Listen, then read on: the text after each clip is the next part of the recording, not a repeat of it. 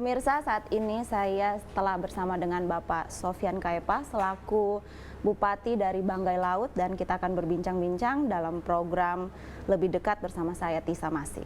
Iya, dengan Pak Sofyan, Ya.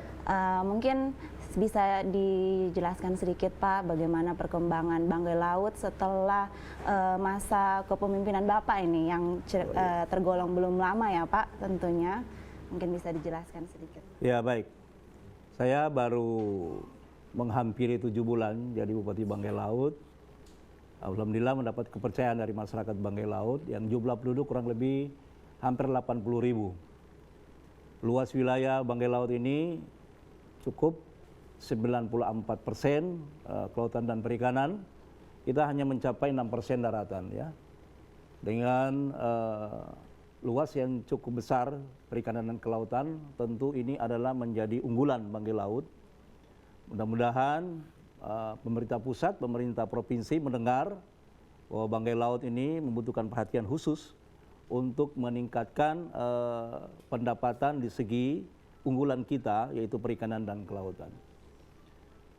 Tadi sudah saya jelaskan, saya belum cukup setahun menjadi Bupati Banggai Laut.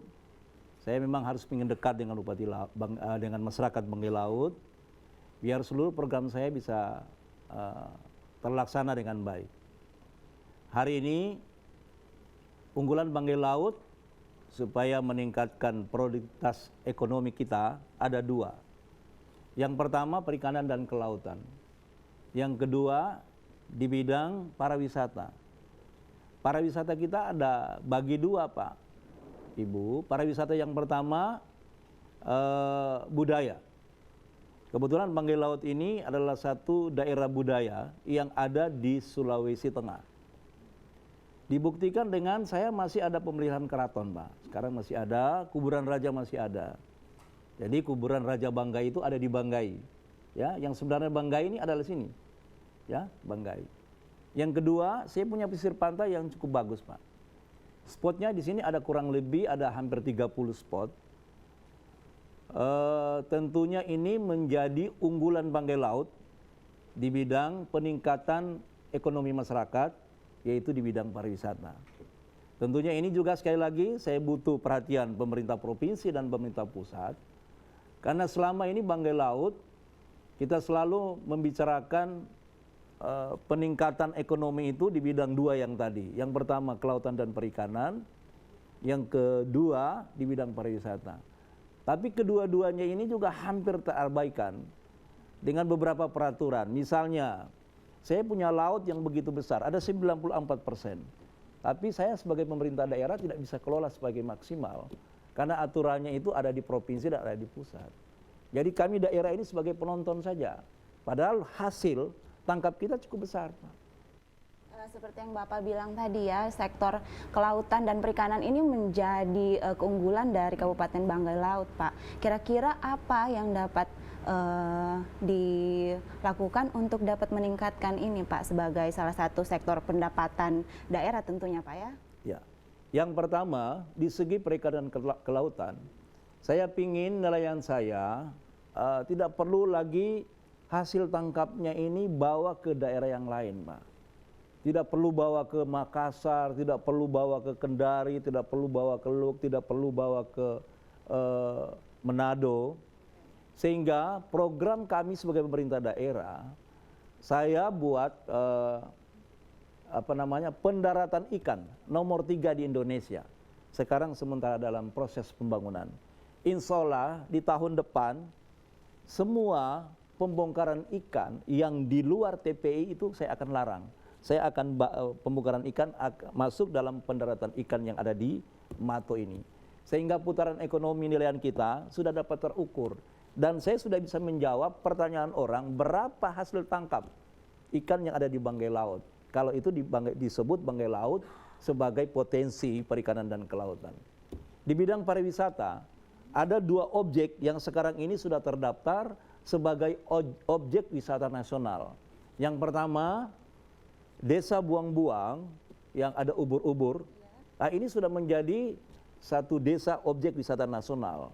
Ini juga saya harus berterima kasih hasil pertemuan kami di Makassar kepada Menteri Pariwisata yang kemarin sudah memasukkan desa ini menjadi salah satu desa kunjungan nasional yang ada di Sulawesi Tengah, tepatnya di Banggai Laut, di desa Buang-Buang.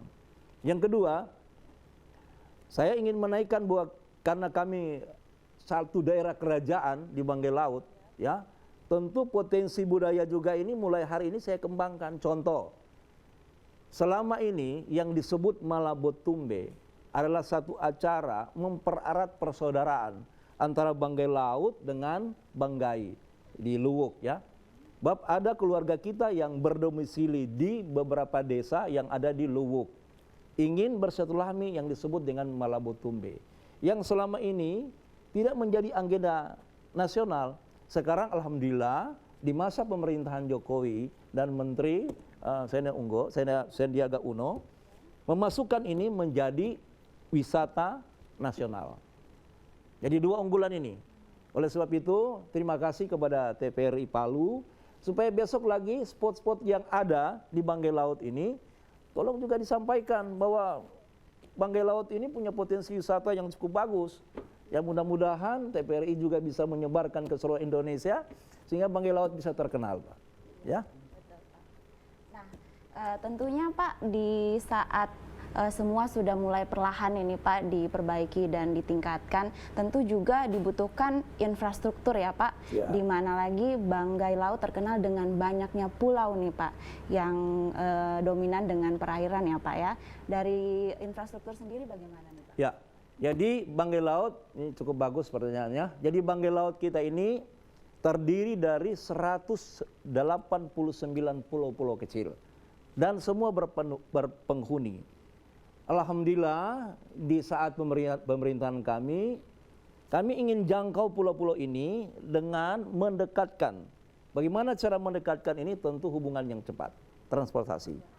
Hari ini kami telah masukkan program kami untuk mendekatkan pulau-pulau ini, PERI akan kami lakukan secepatnya. Itu infrastruktur perhubungan. Yang kedua, insya Allah kami Banggai Laut ini di tahun 2024 ready bandara Pak. Bandara ini sementara pembangunan, sehingga wisata, sumber daya perikanan dan kelautan bisa terekspos Pak, karena kami punya bandara. Terima kasih kepada Menteri Perhubungan telah menurunkan lagi dana DAK, sehingga ada tambahan lagi, ada 40 meter yang sekarang sementara dikerja. Infrastruktur yang lain untuk sementara ini, ya, saya tidak membangun infrastruktur gedung Pak, tapi saya membangun infrastruktur sumber daya manusia, sehingga perlahan-lahan mengikut sumber daya manusia dengan infrastruktur fisik. Oleh sebab itu, saya mulai dari dasar. Dasar pertama adalah ketangguhan ekonomi masyarakat Banggai Laut. Ya, kalau ekonomi sudah bagus, rakyat sudah bisa mandiri dengan ekonomi yang kuat, saya kira kalau cuma fisik bisa mengikut. Iya, betul Pak. Nah Pak, tadi kita di sektor perikanan pariwisata dan seperti sekarang ini kan Pak 2 tahun terakhir ini pandemi di mana-mana ya Pak, banyak daerah yang kena dampak begitu. Dari Banggai Laut sendiri seperti apa nih Pak? Alhamdulillah sampai dengan hari ini COVID per hari 0 Pak. Ya, 0. Silakan dicek masih 0 ya.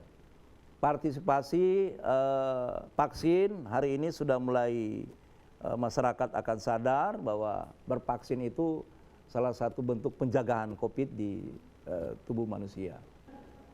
Di masa COVID, apa yang dilakukan oleh pemerintah daerah? Yang pertama, di beberapa hari ini kami sudah melakukan ketahanan pangan, Pak. Saya sudah membagi beras, ya, tidak hanya kepada yang terdampak COVID, kepada seluruh masyarakat Banggai Laut, ya, udah saya bagi kepada orang-orang yang tidak mampu, udah saya bagi. Kemudian saya sudah mendirikan 7 lumbung ketahanan pangan supaya mengantisipasi ini di bidang perdagangan, terutama pedagang kaki lima. Alhamdulillah, saya bekerja sama dengan beberapa bank yang ada di Banggai Laut, BRI dan Bank Sulteng. Saya memberi bantuan ya kepada para pedagang kaki lima untuk menangguhkan ini di masa COVID-19 ini. Saya memberi bantuan dengan bunga yang sangat rendah sekali. Tapi ini saya beri kepada koperasi Pak, koperasi pasar sebagai pengelola. Jadi Pemda memberi itu kepada kepada para pedagang kaki lima. Kemudian untuk menangguhkan ekonomi kepada para pedagang yang perorangan, misalnya dia penjual pisang goreng, penjual kue, penjual dan lain-lain lah. Saya bekerja sama dengan Bank BRI yang kebetulan ada instruksi gubernur, Pak. Ya, yang kita hanya bisa menjamin sepanjang dia KTP Banggai Laut, ada kartu keluarganya dan ada tidak ada pinjaman di bank yang lain, maka saya bekerja sama dengan BRI sebagai KUR, Pak. Ya. Jadi masyarakat boleh minjam, Pak. Bunganya rendah. Ya. Jadi inilah program kami untuk menjawab bagaimana di saat masa COVID-19 tentu ini ekonomi akan turun. Jadi kami pemerintah daerah program kami seperti itu dan ini terlaksana. Sementara berjalan. Baik, Pak.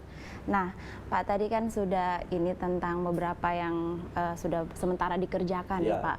Mungkin saya flashback sedikit nih dari Bapak, Pak Sofyan. Mungkin awalnya sebelum menjabat di sini, Pak, Bapak sudah punya ketertarikan politik sebelumnya ini sejak kapan nih, Pak?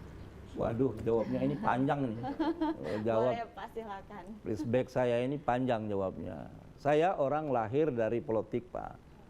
Saya berdomisili di Bau-Bau, Sulawesi Tenggara. Saya sebagai sekretaris PAN Sulawesi Tenggara sampai hari ini, Pak. Cuman saya rezeki, Allah memberikan saya rezeki, saya jadi bupati di kampung saya. Tapi karir politik saya ada di Sulawesi Tenggara, ya. Kemudian kenapa bisa jadi bupati Banggai Laut? Tentu begitu kan? Ya, Pak. Pasti banyak yang Pak Sofyan kenapa bisa jadi bupati Banggai Laut? Ini jawabnya Allah yang bisa jawabnya. Karena kita merencanakan, Allah yang menentukan, Pak. Saya dari tahun 2015 calon bupati kalah, kemudian saya maju tahun 2020, Allah menjawab. Kemudian begitu saya jadi, tentu tanggung jawab saya terhadap seluruh masyarakat Banggai Laut. Ya. Melalui kesempatan yang bahagia ini, TPRI Palu, saya mengucapkan seluruh masyarakat Banggai Laut yang telah membeli saya. Dan ini insya Allah saya amanahlah.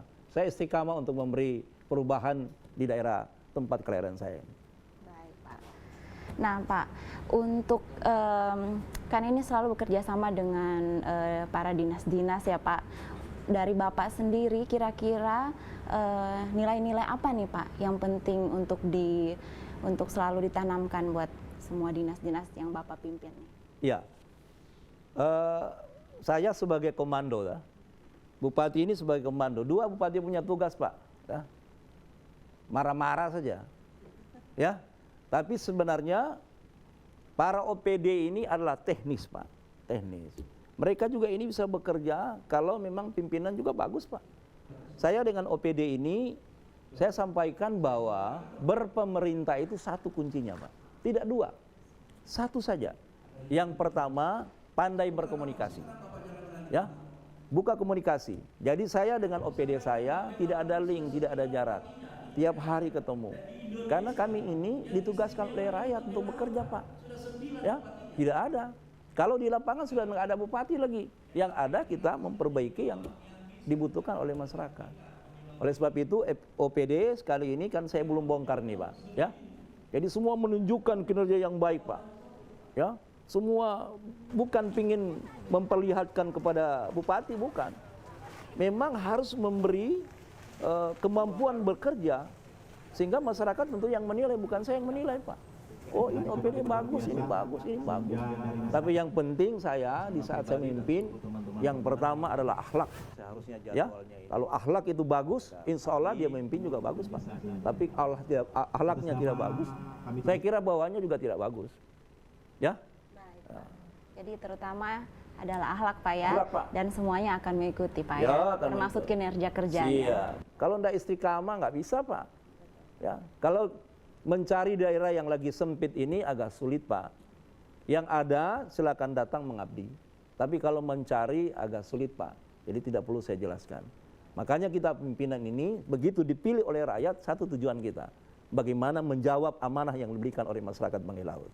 Baik Pak Sofyan, Ya. ini kan karena kabupatennya banyak pulau nih Pak, tentunya selain infrastruktur juga listrik ya Pak, itu bagaimana Pak untuk perkembangan listrik di Kabupaten Balut ini Pak? Baik, saya begitu dilantik terima Banggai Laut ini khusus bidang penerangan. Banggai Laut ini di angka 65% Pak. Masyarakat akan menerima manfaat akan penerangan ya. 64%. Saya kasih contoh saja yang dapat dilihat. Namanya satu subdesa. Ini sejak ada Republik, Pak. Sejak ada Republik itu nggak nyala lampunya. Bukan nggak nyala, memang nggak ada lampu di dalamnya. Ya.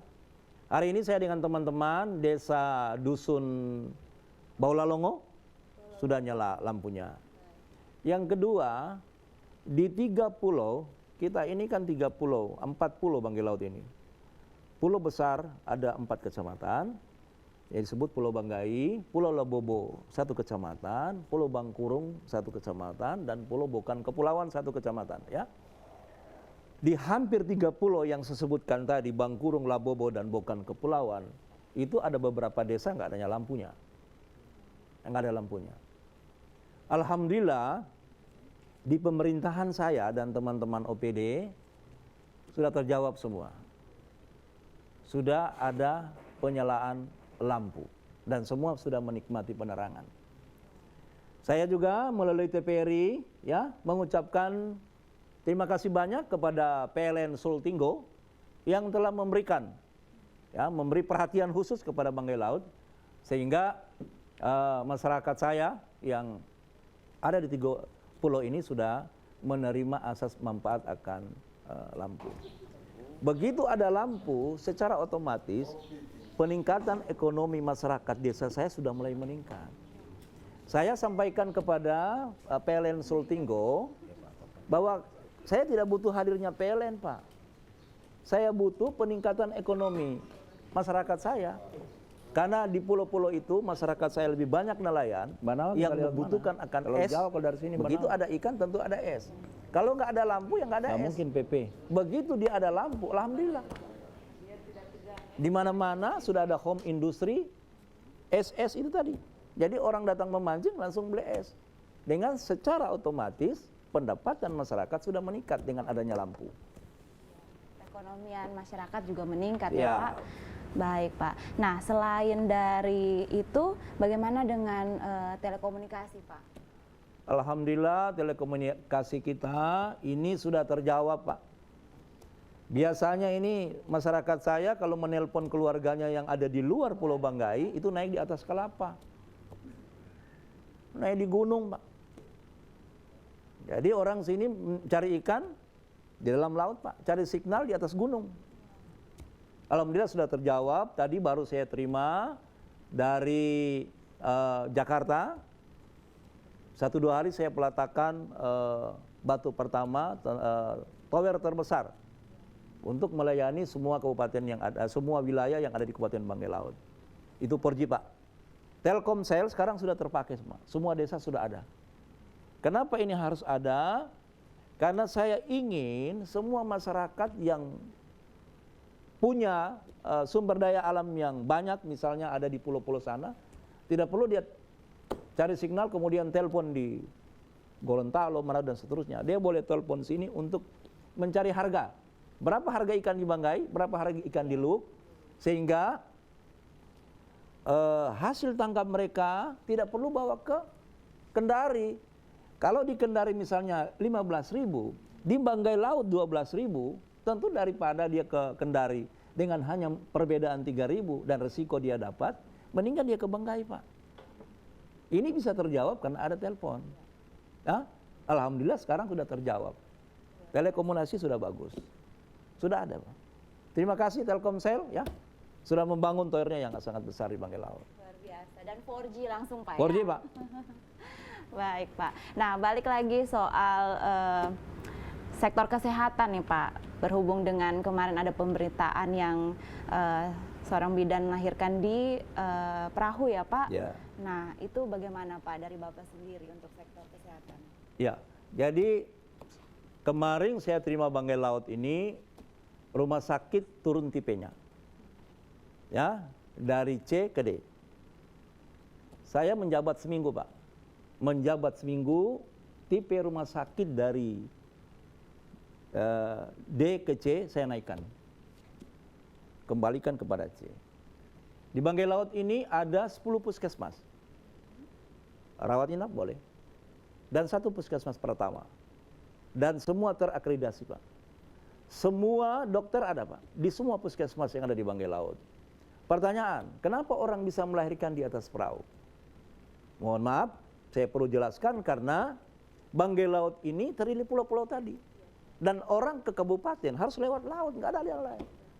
Ibu saja dari Palu naik darat. Kalau biasanya kita darat, udara, dan laut. Menuju Banggai Laut, Pak. Kalau kita dari Palu naik pesawat, kemudian naik mobil, setelah itu naik laut. Jadi udara, darat, dan laut. Baru bisa tempel sama saya. Kemudian orang tanya, kok bisa melahirkan di atas perahu? Jadi begitu diambil tindakan di Bangkurung, ibu yang melahirkan ini agak tekanan darahnya naik, Pak. Saya punya speed puskesmas keliling, ini hanya 1, Pak. Di setiap puskesmas. Terpakai. Jaraknya juga jauh, 4 jam. Ya, sehingga mereka naik kapal, naik perahu, tindakanlah di atas perahu. Jadi ini bukan disengaja, memang keadaan alam, Pak. Tapi pelayanan kita tetap ada, tidak mungkin kalau tidak dilayani. Ya, terjawablah juga sudah ini. Insya Allah saya dengan Pak Gubernur, ya, terima kasih Pak Gubernur Provinsi Sulawesi Tengah, Pak Cudi, ya, telah memberikan kami 1 buah kapal, perahu, ya, speed puskesmas keliling yang biayanya agak besar, dan ini di Akapa. Ya, saya kemarin sudah dipanggil untuk tahun depan untuk dapat menerima kapal. Ini terjawab semua. Karena ini doa kita semua lah. Orang Banggai kalau sudah berdoa, ya, yang pertama dia doakan pimpinannya biar sehat. Amin, Pak. Amin. Baik, Pak, kita akan lanjutkan ke segmen berikutnya, Pak. Ya pemirsa, tadi saya sudah berbincang-bincang sedikit dengan Bapak Sofyan, di mana mengenai Banggai Laut dan perkembangannya. Banyak progres yang terjadi di segala aspek ya, segala bidangnya, dan kita akan menyaksikan lagi selanjutnya bagaimana Pak Sofyan dengan kesehariannya, hobi, dan bersama keluarganya. Tetaplah bersama saya Tisa Masih di program Lebih Dekat.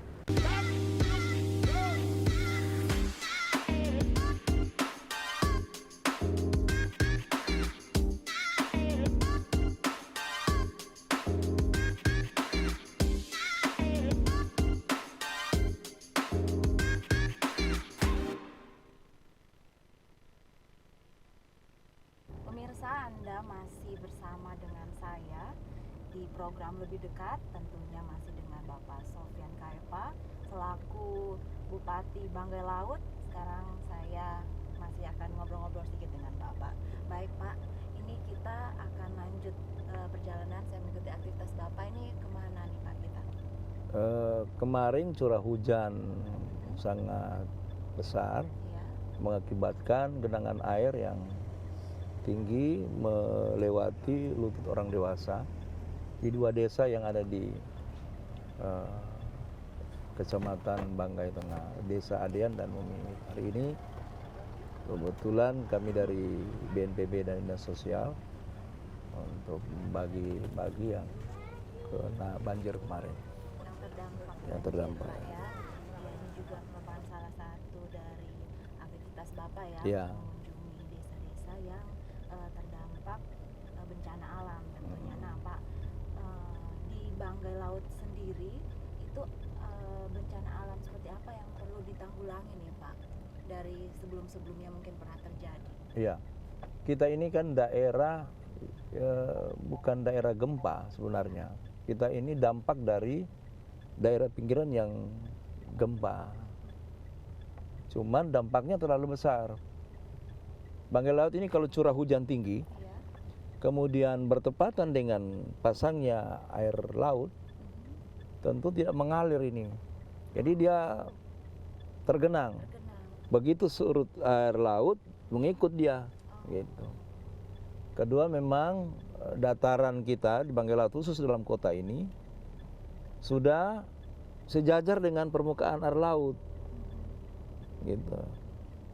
Kedua drainase kita sudah sebagian kesadaran masyarakat yang harus tetap kita tingkatkan supaya jangan membuang sampah di selokan. Kalau yang di atas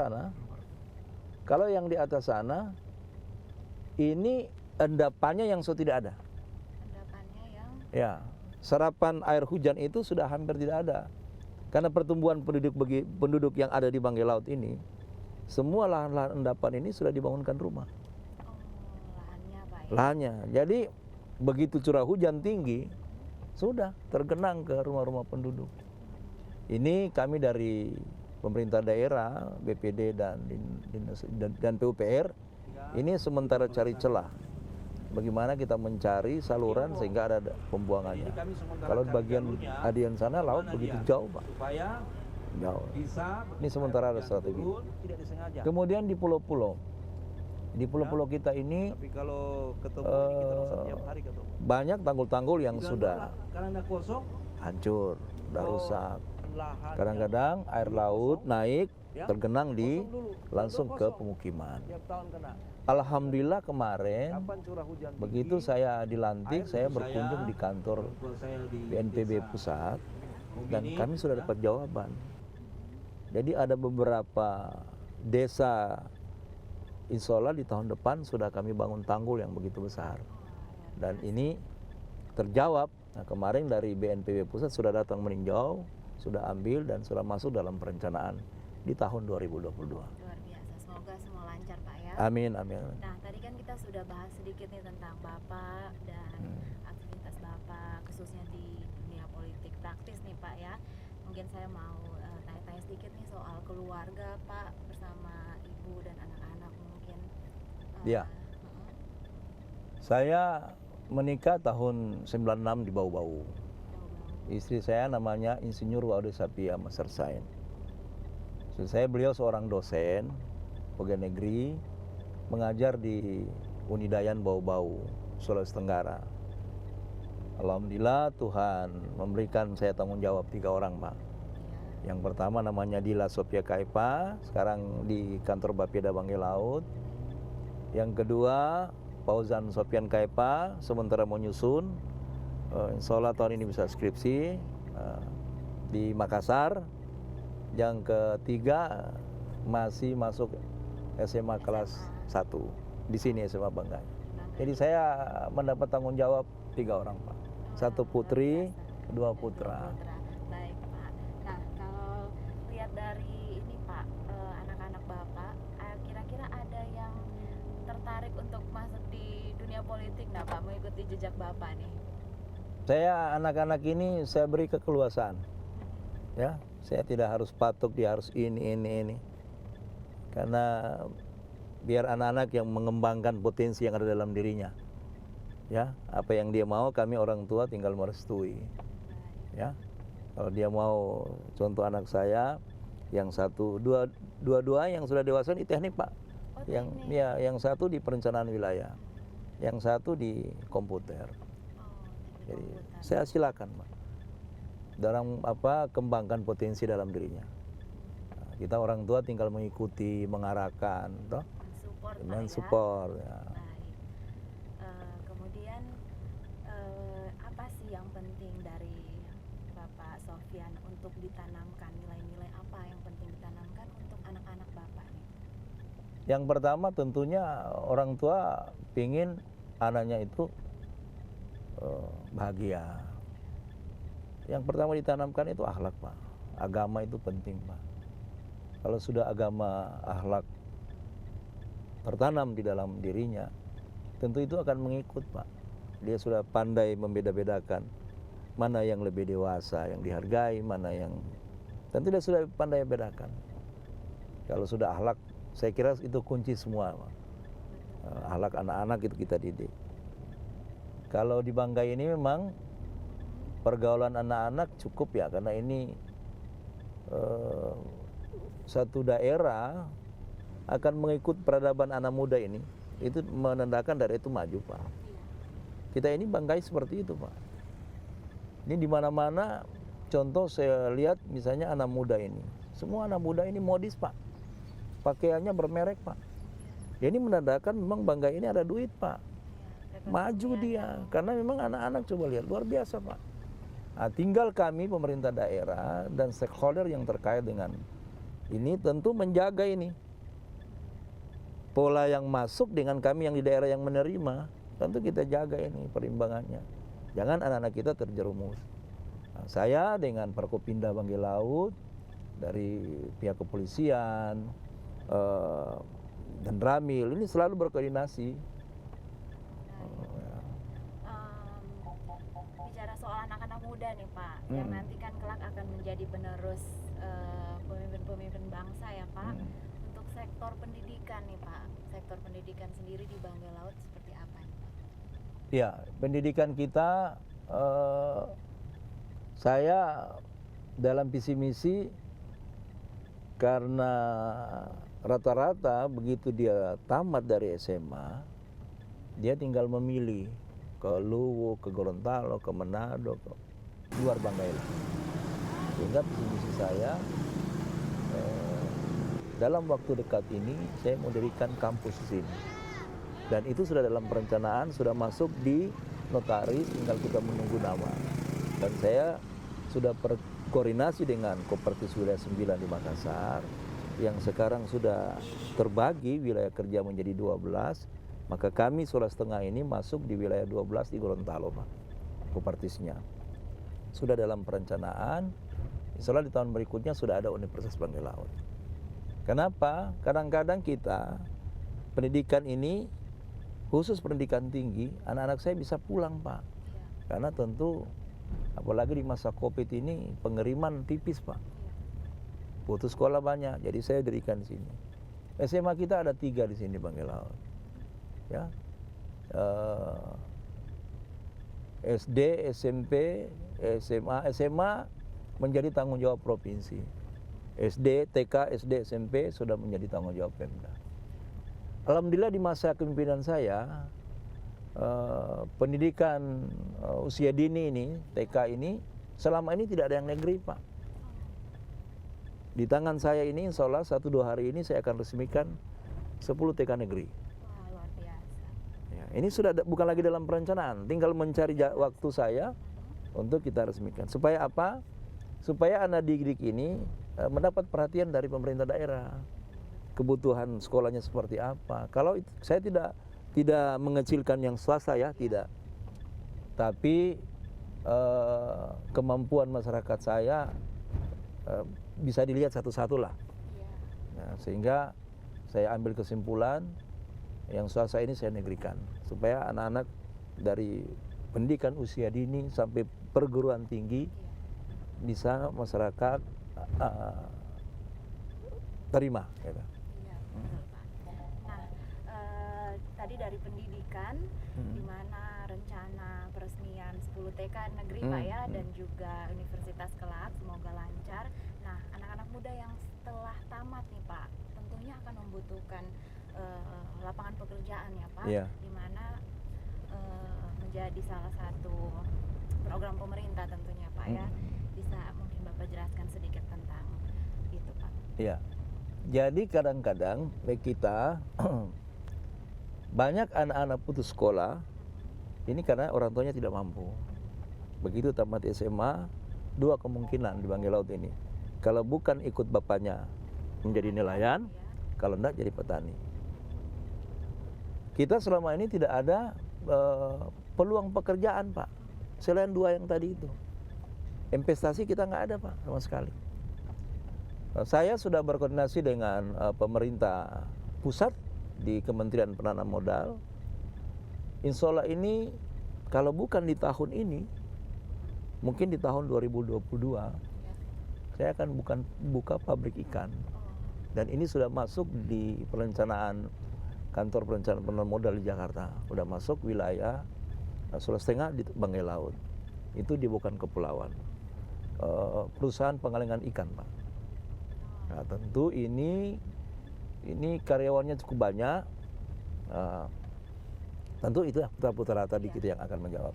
Yang kedua, saya baru ditelepon dari PJTKI untuk memerintah kami meminta tenaga kerja 100 tenaga kerja yang akan kirim di Jepang. Baru saya diterima tadi ini. Cuman saya bilang bagusnya lembaga itu yang datang di Banggai Laut sehingga ada bentuk tanggung jawab ya antara perusahaan dan pemerintah daerah. Jadi kita bukan mengirim tapi supaya ada kerjasama. Ini baru tadi. Itulah bentuk-bentuk perhatian kita terhadap output daripada pendidikan itu.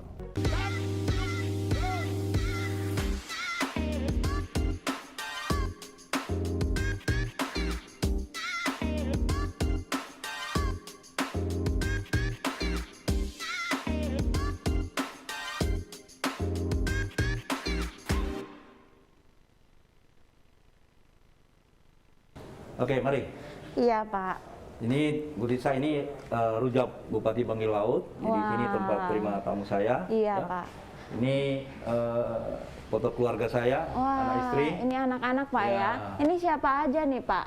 Yang Anak-anaknya. paling ujung tinggi itu anak saya yang kedua, yang perempuan yang tua, kemudian sini anak saya yang ketiga. Oh, ini semua sekarang seperti Bapak bilang tadi ya, ada Ya, yang di sini, ada yang juga paling yang sedang Besar kuliah. badan ini lagi di Makassar. Oh, Kalau yang ini yang tinggi ini heeh. SMA kelas 1. Wah, tinggi sekali ya, Pak. Ya, ini Masih istri SMA. saya. Oh ya, Assalamualaikum Bu. Ini mungkin Ibu bisa kita bincang-bincang sedikit juga mengenai Bapak. Iya, Bu. Ini juga foto bersama Ibu ya. Di sini Ibu bisa Iya. biar. Oh ya, baik. Mari Ibu. Ya. Silakan. Nah, mumpung di sini sudah ada Ibu, akan saya tanya-tanya ya sedikit mengenai bagaimana Bapak ini, boleh Bu ya. Nah, Bapak di luar dari jabatan sebagai Bupati nih Bu, yang Ibu kenal Bapak sosoknya seperti apa dalam keluarga nih Bu? Sebelum jadi bupati, Iya. ya orang yang bapak ini seorang yang ulet begitu.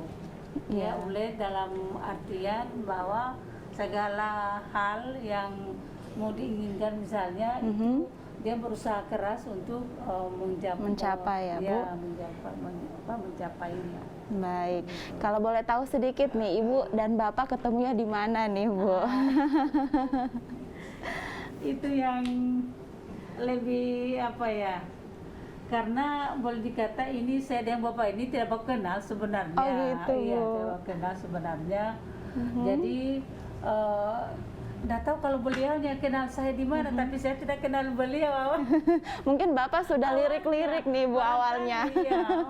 Kalau dari Bapak bagaimana nih Pak? Jawabnya Awal sederhana. pertemuan, Ini iya. Jawabnya sederhana. Jawabnya jodoh, Pak. Jodoh betul Pak. Ya. Jawabnya sederhana, jodoh. Kalau sudah jodoh, nggak bisa lari kemana ya Pak? Saya nggak kenal ibu juga nggak kenal saya. Ini yang Wah, Tuhan luar persatukan, biasa. Pak. Kenalnya sudah di rumah, kenalnya Luar biasa. Jadi saya pacaran setelah menikah. Waduh, luar biasa Ini sekali. contoh juga bagi anak muda ini. Iya betul Pak. Jadi saya ketemu beliau setelah saya akad nikah. Wah, luar biasa. Nah, kalau dari ini Bu, tentu Ibu paling tahu Bapak ya. Kalau makanan kesukaannya Bapak ini apa Bu kira-kira? Kalau makanan Yang selama ini kesukaannya suka selama ini dimasakan? kayaknya tidak ada. Oh, tidak ada. Bapak bisa makan semua ya, Iya, tidak bisa. pilih-pilih makan ya Bu? Iya, kalau makanan favorit saya kira tidak ada.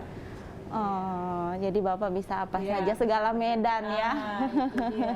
Intinya gini, Mm-mm. karena saya lebih banyak merantau, jadi tidak ada makanan favorit. Oh gitu Jadi Pak. terbiasa hidup susah, jadi sembarang masuk Pak. Wah, luar Jadi biasa. terbawa sampai sekarang. Iya, karena seperti yang saya sudah lihat nih Pak, Ibu perjalanan Bapak aktivitas hari ini kan banyak begitu dekat dengan masyarakat. Ya. Saya lihat Bapak begitu dermawan juga, membantu banyak masyarakat dan bahkan datang langsung ke desa yang terkena banjir tadi ya Bu ya. Nah setelah ini saya dan Bapak mungkin akan lihat-lihat balut di suasana malam hari ini Bu. Mungkin Ibu mau bergabung bersama kami. Boleh, boleh. Ya, kalau gitu kita lihat Banggai Laut waktu malam. sekaligus Baik. nanti sebentar ada saya undang Forkopimda, Iya, Pak. Banggai Laut, Pak Kapolres dan seterusnya. Jadi kita ngopi-ngopi, ya. Iya, baik Ayo, Pak. kita Mari, jalan. mari Iya, Pak, Banggai mari Bu. Laut, yuk. Ya.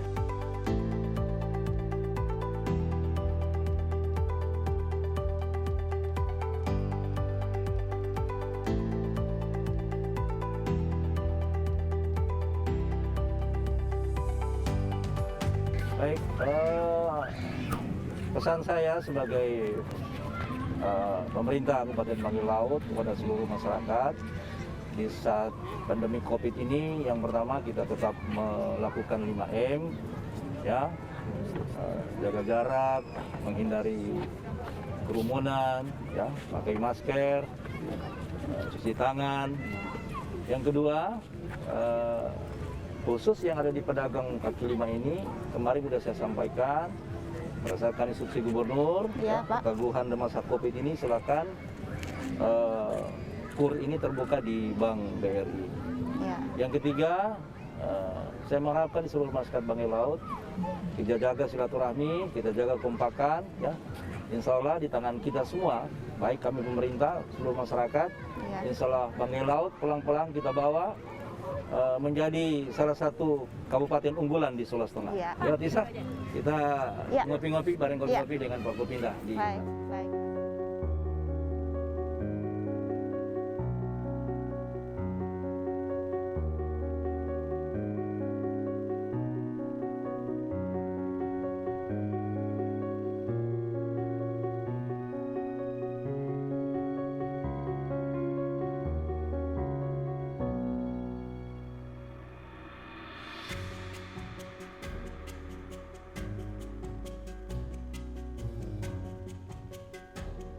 Ya, terlihat di belakang Bapak Bupati Sofyan Kaepa bersama para jajaran OPD-nya yang sangat akrab, tidak membuat jarak di antara para jajaran OPD-nya. Itu juga membuat kita melihat bahwa Bapak Bupati tidak memberi jarak antara beliau dengan masyarakatnya. Demikian program Lebih Dekat bersama Bapak Bupati Sofyan Kaepa. Semoga program ini dapat menginspirasi Anda dan juga membawa Anda lebih dekat dengan beliau. Saya Tisa Masih, sampai jumpa di program kami berikutnya.